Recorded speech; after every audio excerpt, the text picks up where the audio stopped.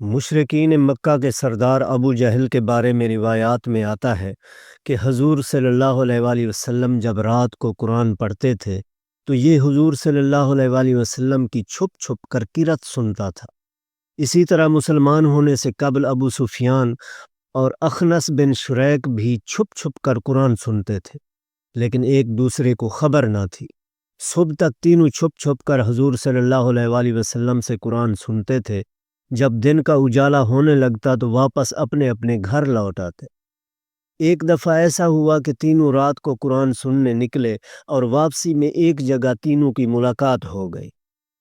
ہر ایک نے دوسرے سے کہا کہ تم کیسے آئے تھے؟ جب بات کھل کر سامنے آ گئی کہ قرآن سننے آئے تھے تو اب سب نے آپس میں یہ معاہدہ کیا کہ ہمیں قرآن سننے کے لیے نہیں آنا چاہیے تھا۔ کہیں ایسا نہ ہو کہ ہمیں دیکھ کر قریش کے جوان بھی آنے لگیں اور ہم آزمائش میں پڑ جائیں۔ جب دوسری رات آئی تو ہر ایک نے یہی گمان اور خیال کیا کہ وہ دونوں تو نہیں آئیں گے، چلو میں ہی قرآن سن لوں۔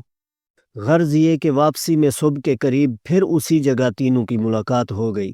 معاہدے کی خلاف ورزی کرنے پر ایک دوسرے کو ملامت کرنے لگے۔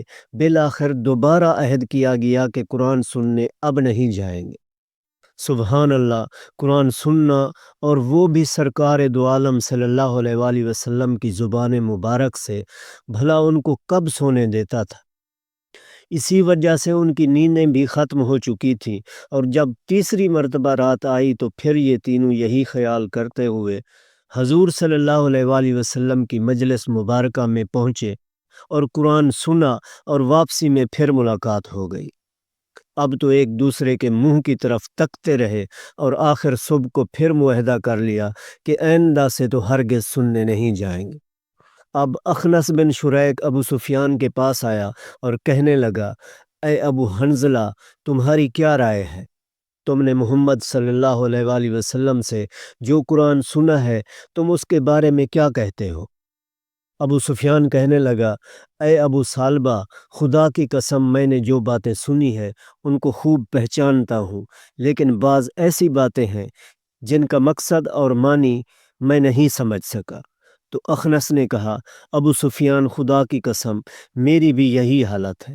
اس کے بعد اخنس بن شریک ابو جہل کے پاس آیا اور کہنے لگا، اے ابو الحکم، تم نے محمد صلی اللہ علیہ وآلہ وسلم سے جو کچھ سنا ہے اس کے بارے میں تمہاری کیا رائے ہے، اور تم نے کیا سنا؟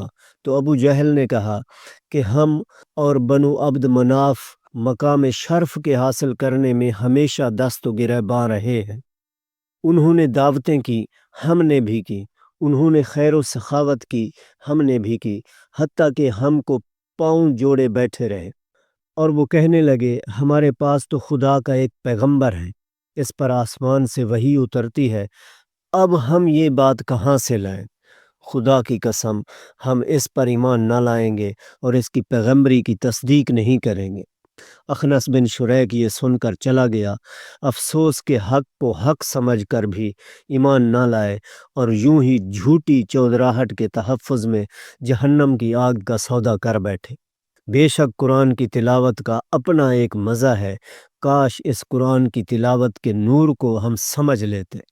اندازہ کیجئے کہ کافر بھی اس قرآن کی تلاوت سے مسحور ہوئے بغیر نہیں رہ سکتے تھے، اور آج ہماری بدقسمتی کہ اس قرآن کو چھوڑ کر اپنے آپ کو تباہ و برباد کر رہے ہیں۔ اللہ کرے کہ ہم اس واقعہ سے سبق حاصل کریں اور قرآن کی تلاوت کو اپنا معمول بنائیں۔ اللہ تعالی ہم سب کو سمجھ عطا فرمائے، آمین یا رب العالمین۔